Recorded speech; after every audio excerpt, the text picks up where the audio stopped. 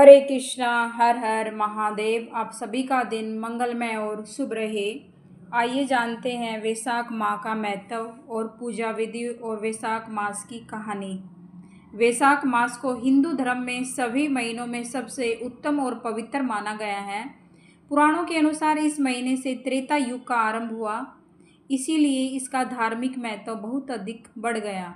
वैशाख मास की महिमा बताने वाली कई पवित्र कहानियां हैं, जिनमें से धर्मव्याध और ब्राह्मण की कहानी सबसे प्रसिद्ध है। यह कहानी हमें सिखाती है कि सेवा और दान का फल क्या होता है। एक समय की बात है, मथुल नाम एक ब्राह्मण था। वह बहुत ज्ञानी था लेकिन बहुत गरीब था। उसने वैशाख के महीने में नियम पूर्वक सुबह स्नान करके और प्यासे लोगों को पानी पिलाने का संकल्प लिया। उसने रास्ते में एक प्याऊ पानी पिलाने वाले की जगह बनवाई और एक दिन बहुत ही प्यासा और थका हुआ था। शिकारी वहां से गुजरा।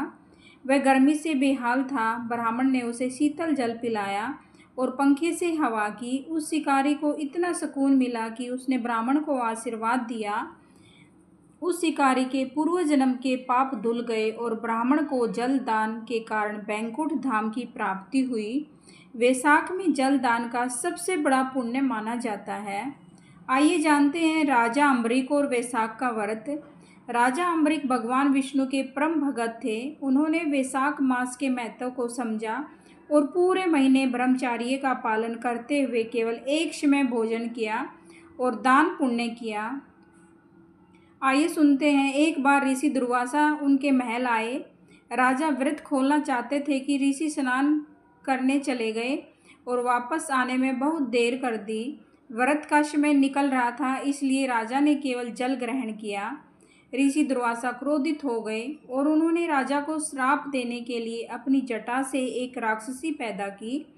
तब भगवान विष्णु के सुदर्शन चक्र ने राजा की रक्षा की और ऋषि दुर्वासा को ही पीछे हटने को मजबूर कर दिया।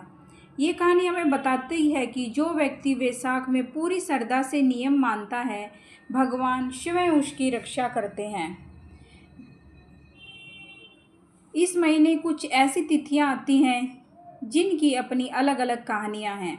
अक्षय तृतीया, इस दिन भगवान परशुराम का जन्म हुआ था। माना जाता है कि इस दिन किया गया कोई भी दान कभी खत्म नहीं होता, अक्षय रहता है, बढ़ता ही रहता है। इस दिन गंगा जी धरती पर उतरी थी।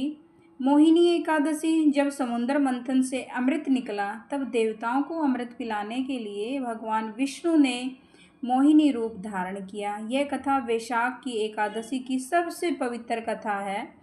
नरसिंह चतुर्दशी, जैसा कि हमने पिछले जन्म की बात की, भगवान नरसिंह इसी तिथि को खंबे से प्रकट हुए थे और हिरण्यकश्यप का वध किया था। वैशाख मास में क्या करना शुभ रहेगा, आइए जानते हैं। जलदान, प्याऊ लगवाना या प्यासे को पानी पिलाना सबसे शुभ है। छाया दान, धूप से बचने के लिए छाता या जूते चप्पल दान करना। पंखा दान, हाथ से चलने वाले पंखे का दान करना चाहिए। स्नान, सूर्योदय से पहले किसी भी पवित्र नदी या घर पर ही गंगाजल डालकर स्नान करें। न माधव मासो न कृतेन समयुगम, अर्थात वैशाख के समान कोई महीना नहीं और सतयुग के समान कोई युग नहीं। हरे कृष्णा। हर हर महादेव।